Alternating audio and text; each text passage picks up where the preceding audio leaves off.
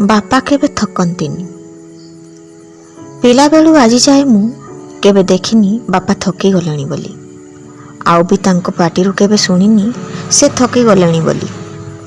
ବାପା ତ ଖାଲି ଅହରହ ସ୍ୱପ୍ନ ବୁଣନ୍ତି, ଆୟୁଷକୁ ବୁନ୍ଦା ବୁନ୍ଦା ଝାଳରେ ପଖାଳି।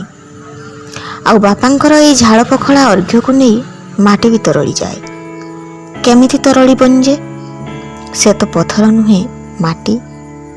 ଆଉ କେମିତି ଯାଚି ଦେବନି ଯେ, ଏଇନେ ଦେଇଦେଲି କହି ମୁଠା ମୁଠା ସ୍ୱପ୍ନର ପାରିଜାତ।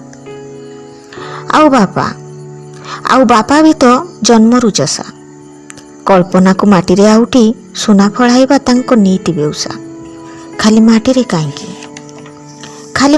କାହିଁକି ବାପା ତ ସ୍ୱପ୍ନ ବୁଣନ୍ତି ଅଦା ସରସର କାଠର ଧୂଆଁରେ, ଅଳନ୍ଧୁ ଲାଗିଥିବା ରୋଷେଇ ଘରର ଶିକାରେ, ନୂଆଖାଇ ଦଶହରାର କାକରା ମଣ୍ଡା ପିଠାରେ।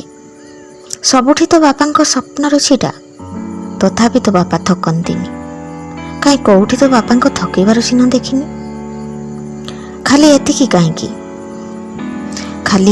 ଏତିକି କାହିଁକି ବାହାଘର ବେଦୀରେ ଦିଦିର ସ୍ମୃତିରେ ଜଳି ଜଳି, ମୋର ପାଠ ବହିର ଶବ୍ଦମାନଙ୍କ ସହିତ ଗଡ଼ି ଗଡ଼ି, ଆଉ ବୋଉର ଚିରା ପଣତକୁ ଦେଖି ବାପା ମୁଠା ମୁଠା ସ୍ୱପ୍ନ ବୁଣନ୍ତି।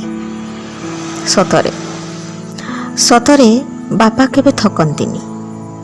ସବୁଠି ସମ୍ଭବ ବାପାଙ୍କର ଆଧିପତ୍ୟ।